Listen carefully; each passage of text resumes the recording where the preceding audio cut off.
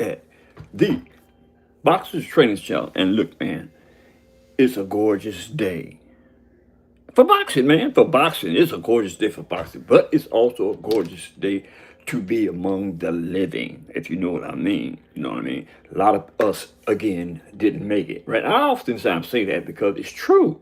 You know, the factual scenario behind it being true is that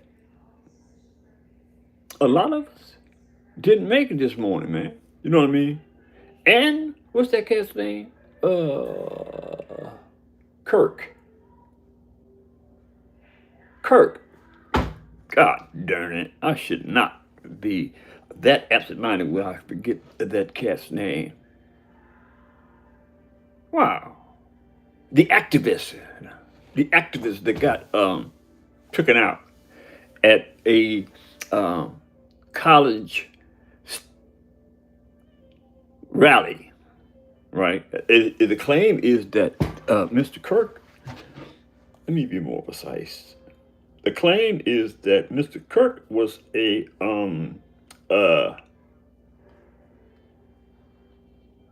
wait a minute. Oh, wait, here it is right here. Okay, no, that was what they.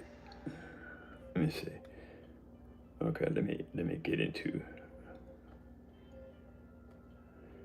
Hey, I'm trying to get into the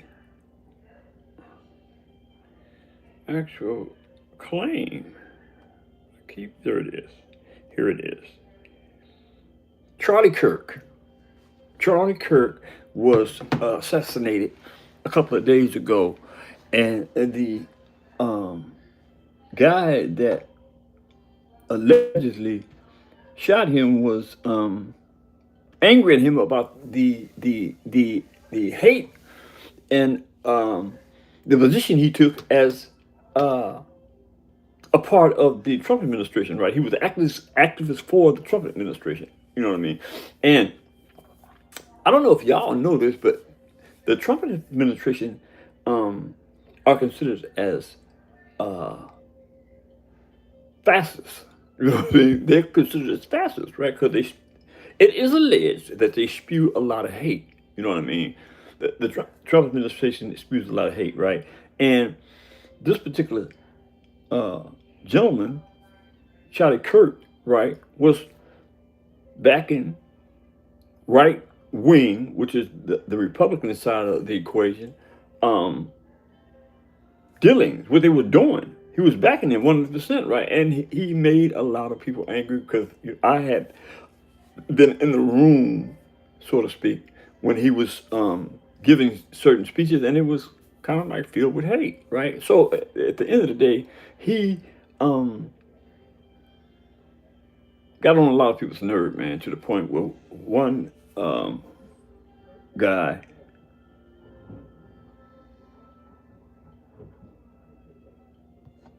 they're not revealing his name. Wait a minute, I'm just trying to get the guy's name. He's a youngster, 22 years of age, out of Utah, as is the case with where Charlie Kirk was at. And it's not, I'm not finding his name. But anyway, I just wanted to put that out there because, you know what I mean, a lot of stuff happened through. Shout out to the chat. Larkin Lee, my brother, what's going on this morning, man? You got something to say about some boxing this morning? You know you can call up at area code 870-571-3995, right? This is a live chat, man. Y'all can engage via the telephone if you so choose to, right? Specifically as it pertains to this particular chat. We are having a conversation today about a part of the undercard, the undercard at the super fight between Canelo Alvarez and Torrance Bud Crawford, right? Is stacked with 160-pounders in the super middleweight division, right? And Christian Mbilli and Lester Hernandez is a part of that undercard, right? Now I don't know. I'm kind of leaning toward this could be the undercard to the main event, right? like I said, this particular uh,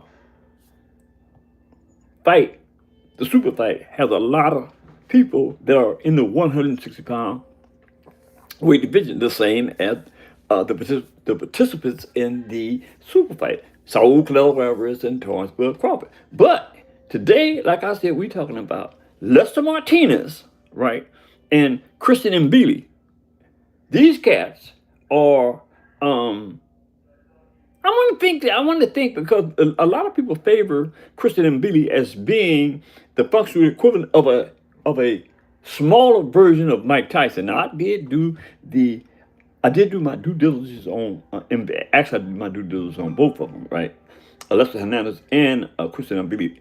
But Christian Mbilli is considered a pretty bad puncher, right? You know what I'm saying? He got some hands, and most of his fights they do.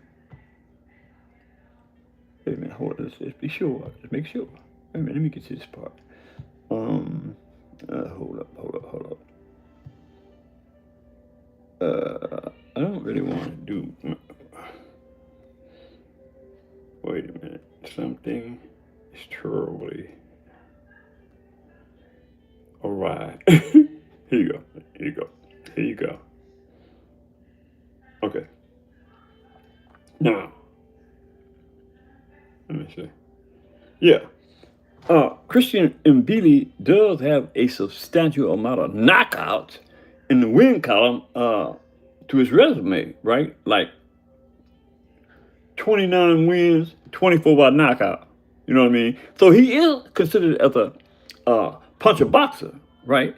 And also, Hernandez has a pretty good knockout record. He's 19 with 16 knockouts, right?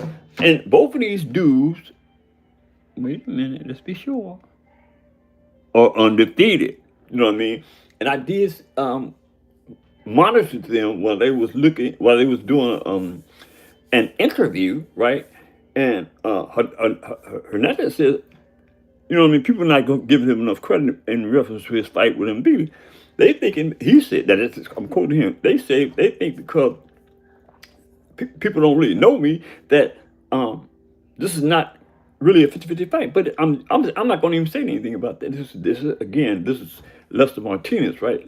At the end of the day, Lester Martinez said you're going to get paid, you're going to get a treat for coming to watch him box, right? And I, for one, would have loved to have been at that fight, but I just couldn't find a way to get there in a timely fashion, right? I wanted to be in Vegas.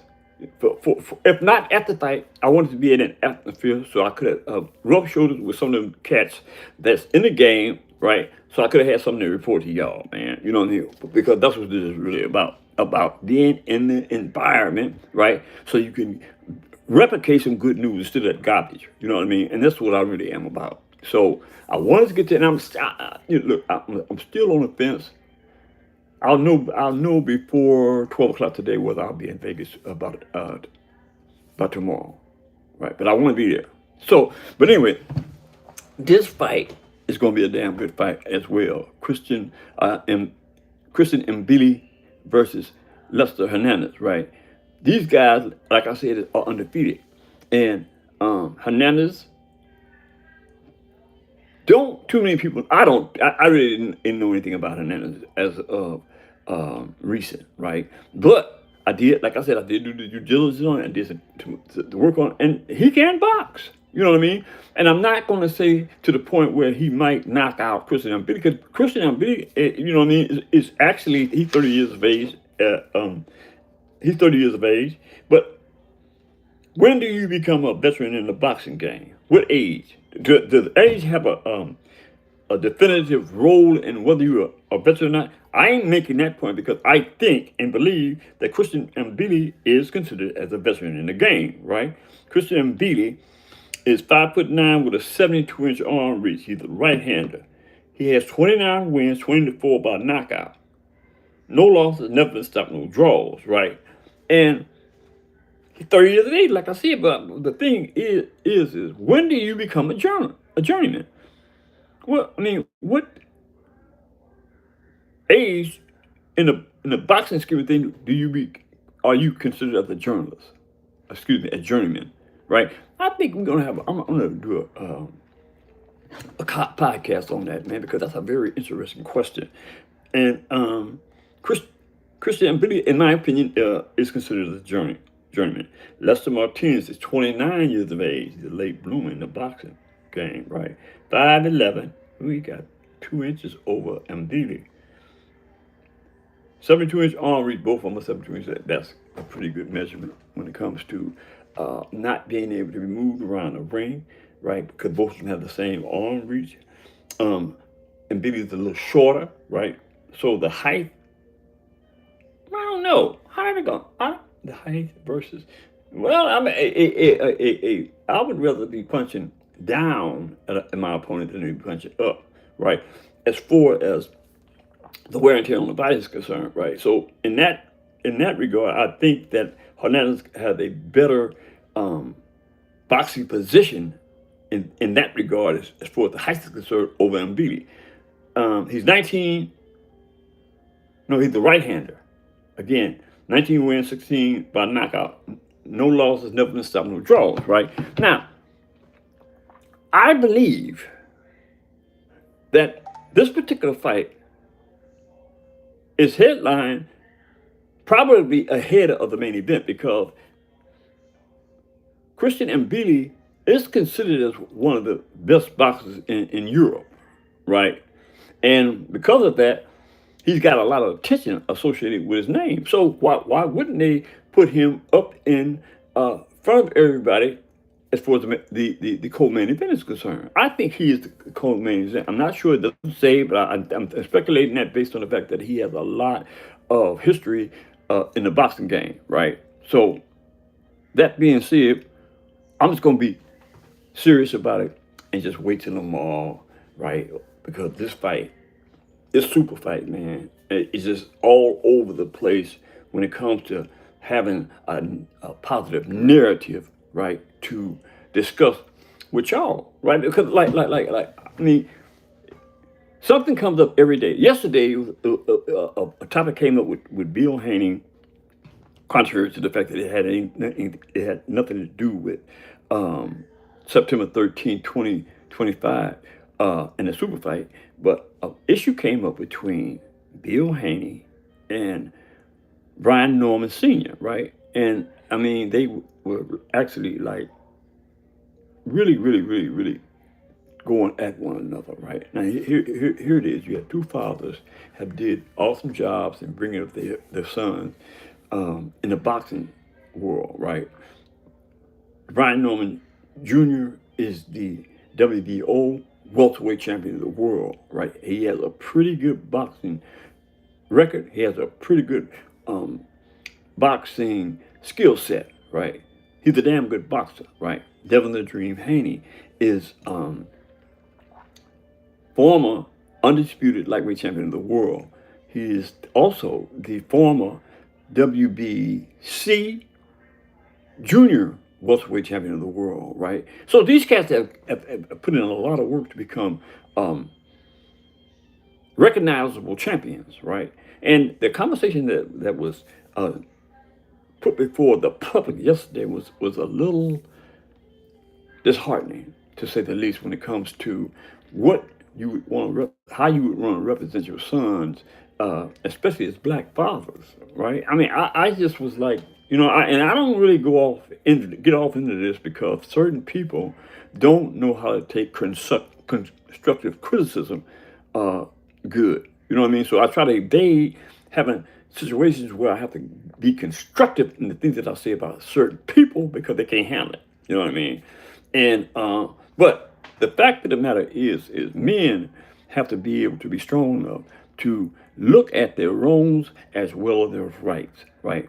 And it has to be in the dialogue that men should be able to have constructive criticism presented to them, especially when it comes to something important as their family. You know what I mean? So I'm saying that to say that I can't be the one that is looked at in a negative light because I see something that don't say nothing. How come this world is so effed up today, because there's too much, and we have become too consistent, right, in looking the other way.